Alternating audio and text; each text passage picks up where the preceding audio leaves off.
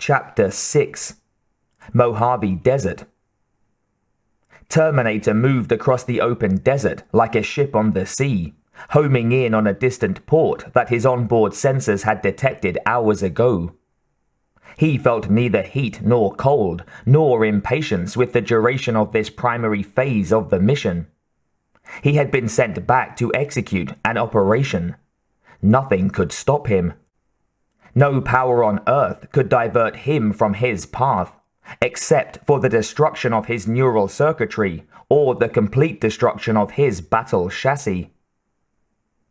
If and when he needed information on file for comparison, measurements, identifications, or decisions, his CPU was alerted to fire a series of networks that would act like an electronic adrenaline to his system.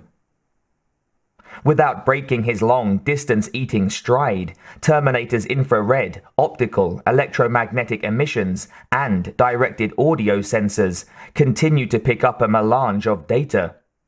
Heat signatures from dozens of ground conveyances, cars, trucks, and motorcycles. Electronic noise from what he computed as excited neon gas, 60 Hz common electrical circuitry. Some high-frequency broadcasts to and from portable communications devices called cell phones. Dozens of human body heat sources mixed in ever-changing blocking and additive patterns, and combinations of sounds of mixed frequency at varying rhythmic speeds that he understood to be music. He enhanced his optical system, focusing on a neon sign, Desert Star, in front of a ramshackle building. A highway ran directly past the building, which Terminator classified as a roadhouse drinking establishment, common to many parts of the continental US. Most specifically, this variety was to be found in the West and desert Southwest. A gathering place for human ritualized mating and aggressive behavior, catering mostly to a narrow socioeconomic range of people. His CPU pulled up a variety of programmed response patterns and overlaid them on his basic real-time mode. His head came up, he rose slightly on the balls of his feet, and a small sardonic smile played at the edges of his mouth. The T-800 series, which had been modeled after a US Marine Corps Chief Master Sergeant, was, in its infiltration mode, a handsome cyborg, with short dark hair, broad craggy features, prominent nose, and deep-set, intense eyes. It was built with musculature of a world-class athlete, perhaps an Ironman gold medalist, with strong pecs, a washboard stomach, narrow waist, and massive but well-sculpted thighs and biceps.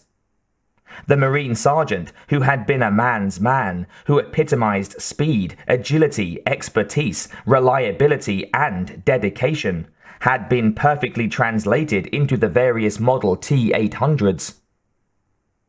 He did not hesitate at the side of the highway, but stepped up on the pavement that was finally cool after the day's desert heat, and strode directly across the filled parking lot to the front entrance of the rustic Redwood Bar and Club. The music was very loud, thumping with a heavy bass. By the sounds of the cheering and laughing coming from inside, the bar was packed and people were having a good time. A large, beefy man in jeans, leather vest, and broad-brimmed cowboy hat sat on a stool next to the main entrance. His eyes narrowed slightly when he spotted the nude Terminator, but he showed no real surprise. He languidly got to his feet as Terminator approached. He stepped directly in front of the door. He was 6'5" at 300 pounds, and he looked mean. He motioned to the left. "You're supposed to go round back." Terminator gave no indication that he had heard the bouncer, simply sweeping the man aside with one hand, as if he were batting away an irritating insect. "What the hell?" Terminator pushed open the saloon doors and stepped inside, to a loud, smoky room filled with at least 200 women, all cheering, whistling, applauding, and stomping on the wooden floorboards for the male stripper who was just prancing off the small stage at the back. Music blared from the big speakers suspended from the ceiling and bracketing the stage. Glittering curtains were lit by red and green and blue and pink rotating baby spotlights. A large sign attached to the back curtains read, "Ladies' Night." Terminator scanned the audience. A few of the women had turned around and spotted him. Overlaid on his heads-up display were the size and shape parameters for clothing to fit his frame. Most of the sizes and none of the styles that the women were wearing would do, though many of them were dressed androgynously in jeans, denim shirts, and boots. He also correctly catalogued that his earlier assessment about the probable socioeconomic class of people who might frequent such a club as this was correct. In many instances, humans were too predictable. A buxom, floozy blonde, wearing thick makeup and long fake eyelashes, got unsteadily to her feet and clapped her hands over her head, a toothy grin from ear to ear. "Shake it, baby!" she shouted. Terminator's sensors evaluated her size. Her short denim skirt, boots, and fringed blouse might fit him, but his heads-up display read, "Inappropriate." A much smaller, younger redhead, nearer at hand, looked Terminator's body up and down, her eyes lingering on his anatomically correct groin area, a lascivious grin on her narrow face. She was mostly inebriated. "Need a date?" she asked. Other women had spotted him now, and they were jumping to their feet, applauding and giving catcalls and whistles. If this was part of the show, it was the best part, most of them were thinking. A loud, super rhythmic song suddenly blared from the speakers. Terminator correctly identified it as a piece called Macho Man, performed by the Village People. A tall, huskily built male stripper bounced out onto the stage. He was dressed in a cap, a red scarf around his neck, and biker boots and leathers. Terminator turned to look at the man. His heads-up display instantly evaluated a match. He strode through the crowd of cheering women to the stage. "Take your clothes off," he told the stripper, who shot him an interested smile but shook his head. "Patience, honey." Terminator climbed onto the stage, and the women, still believing that this was part of the show, went wild, cheering louder than before, whistling their encouragement. "Whoa, bitch! Wait your turn," the stripper said. He was already into his act, swaying his hips and shoulders. Terminator was nice, but just now he was nothing but competition. Irritating. "Your clothes," Terminator repeated adamantly. The stripper stuck a hand directly in Terminator's face. "Talk to the hand," he suggested, and he turned away. Terminator grabbed the stripper's hand, the wrist crunching like a shredded wheat biscuit. "Now." The stripper screamed in pain and fear, stumbling back a step as Terminator let go. This was far worse than competition. The son of a bitch didn't have an ounce of decency. He was probably on something. The stripper hurriedly pulled off his cap and handkerchief, then the jacket. Awkwardly, because his wrist was dislocated or maybe broken. But his blood was pumping with raw terror, so he wasn't feeling much.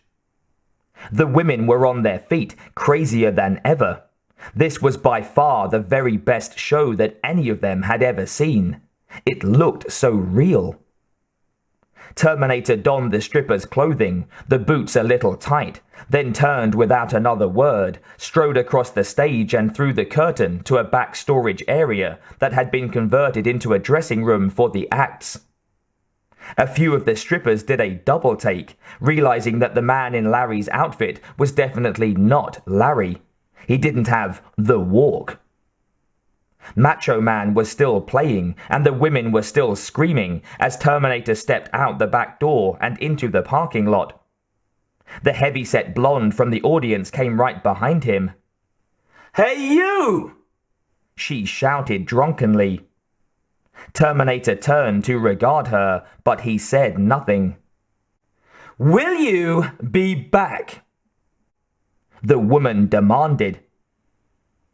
He looked at her for a long moment, then turned and scanned the parking lot, almost immediately spotting a big-wheeled Dodge pickup truck, an NRA sticker on the rear bumper, a shotgun in a rear window rack.